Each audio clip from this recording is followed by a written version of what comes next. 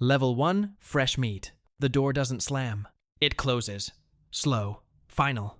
And the sound it makes is the sound of everything you used to be getting sealed off behind you. You stand in the intake hall with 43 other men. You don't know any of them. You don't want to.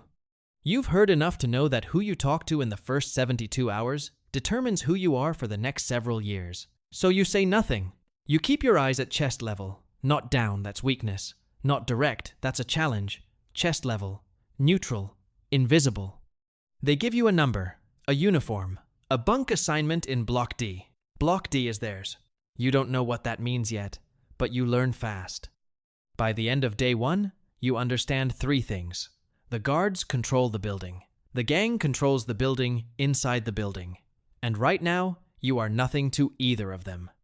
A man named Toro sits across from you at dinner. He doesn't speak. He just looks at you the way a man looks at a door to see if it's locked. He's assessing whether you're useful, dangerous, or disposable. You eat your food. You pass the test simply by not flinching.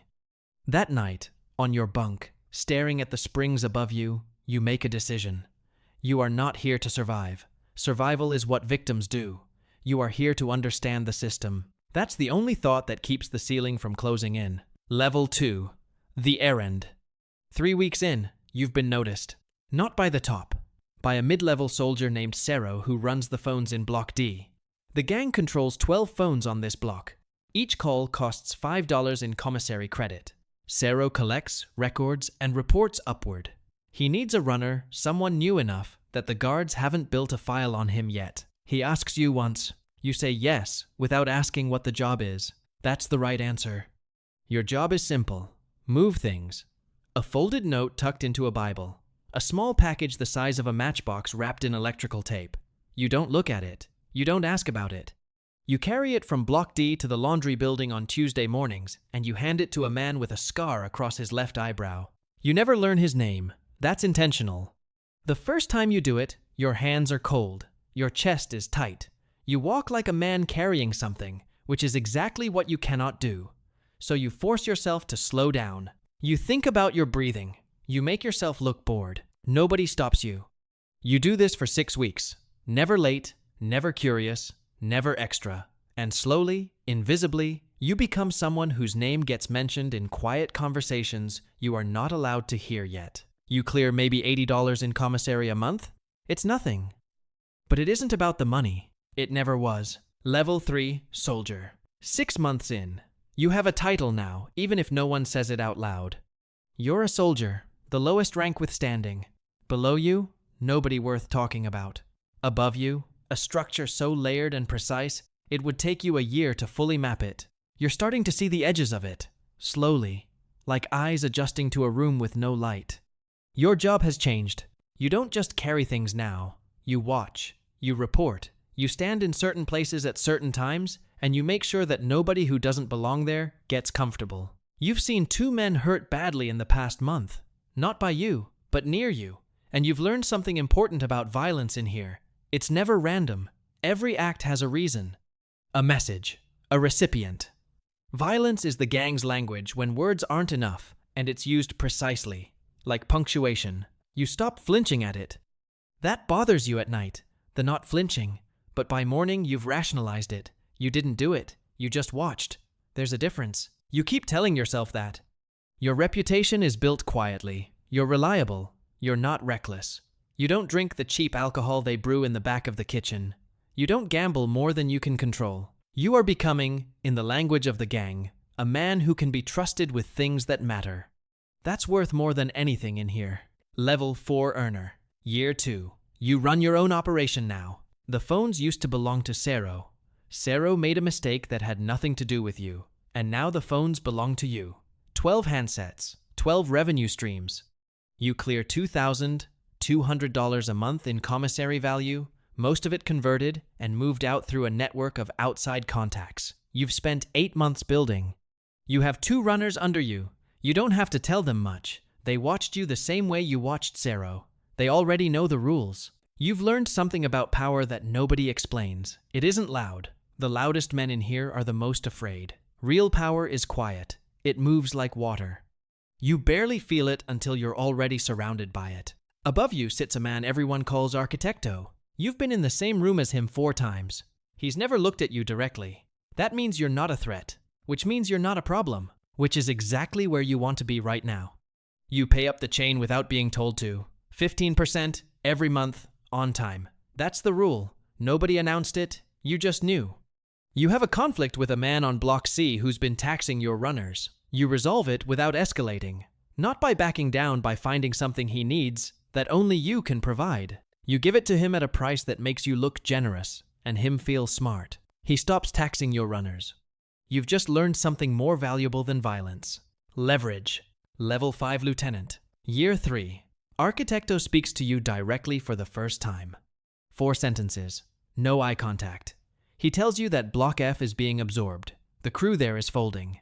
Their assets, phones, supply lines, 4 solid earners are being redistributed. He tells you that you'll be managing Block F alongside Block D. Then he walks away. You stand in the yard and feel something you weren't expecting. Not pride, not excitement. Wait.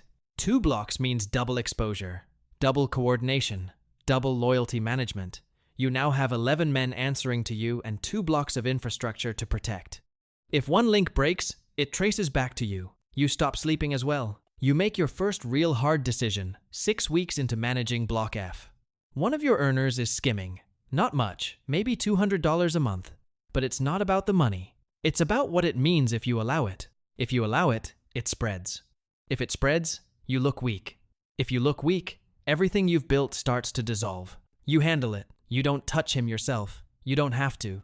Afterward, you sit alone in your cell for an hour. You think about who you were at level 1, sitting on that bunk, eyes at chest level, telling yourself there was a difference between watching and doing. The difference is smaller than you thought. You eat dinner. You sleep fine. That's what worries you more than anything. Level 6, the authority. Year 4, you have a seat at the table. Not a metaphorical seat, an actual one. Twice a month, 5 men sit in the back corner of the chapel during the Tuesday religious hour. The chaplain knows. He doesn't know. The guards know something happens. They've been told not to look. At this table, the gang is run. Supply decisions, conflict resolutions, expansion into other blocks, other facilities, coordination with outside networks, management of the 30+ men inside these walls who answer to the structure. You are the youngest person at this table by 9 years. You don't speak first. You don't speak much. You listen. You learn the language of men who've been operating at this level for decades, the way they frame decisions as obligations, not choices. The way they describe violence as a cost of business, not an act. The way they separate themselves from consequences through layers of insulation so thick that nothing ever traces back to the top. You learn how to do the same. Your name carries weight now in a way you can feel. When you walk into a room, something shifts. Conversations adjust. Eyes move differently. You have become, without announcing it, a man that other men calculate before approaching. You've also become someone with enemies you haven't met yet. That's the cost of the seat. You know it. You accept it. You stop being surprised by the things you accept. Level 7, the shadow. Year 6. You are not in Block D anymore. You are not in any block, really. You exist in the spaces between the official structure. You've been moved to a semi-private cell through an arrangement that cost $14,000 in outside currency and 2 favors owed to a guard captain who will never admit knowing your name. Below you, the operation runs itself. You designed it that way. No single decision requires your direct involvement. The chain is tight enough that things move without your hand on them. You've insulated yourself so completely that even the men working for you aren't certain what you control. That's not an accident. Your real work now is external. You have 2 attorneys who visit on alternating Thursdays. One handles legitimate legal affairs. The other handles things that require a different kind of attorney. You have a contact at a logistics company outside these walls who moves certain assets through supply chains you've spent 3 years constructing. The money is not processed in here. It hasn't been for years. From the outside, you are a prisoner serving time. From the inside, you are infrastructure. The gang's operation in 4 facilities runs through decisions made in your cell. You rarely speak to anyone directly now. You don't need to. You've learned the most dangerous truth about power. Once you have enough of it, you disappear. You become a name, a myth, a signal that arrives without a source. That's the safest place to be. It's also the loneliest. Level 8, The Architect. Year 8. You wake up at 5:47 every morning before the lights come on.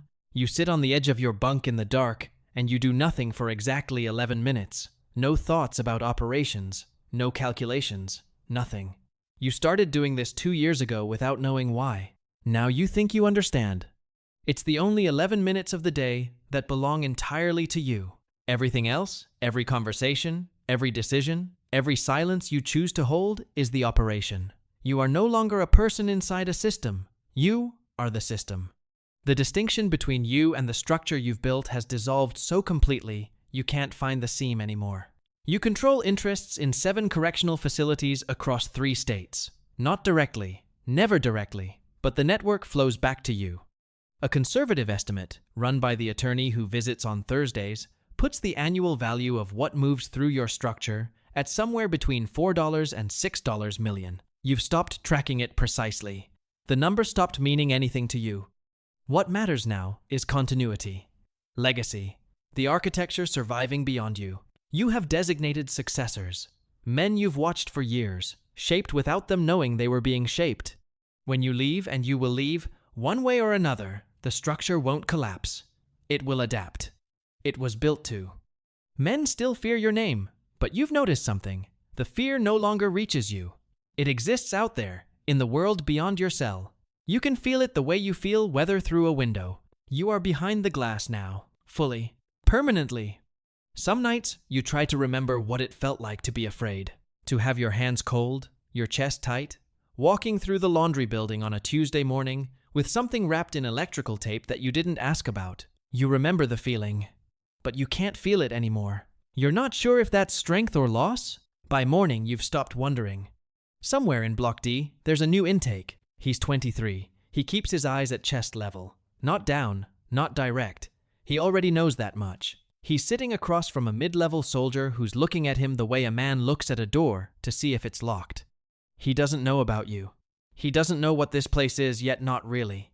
He thinks he's entering a prison. He's entering something much older than that. He'll understand soon. They all do.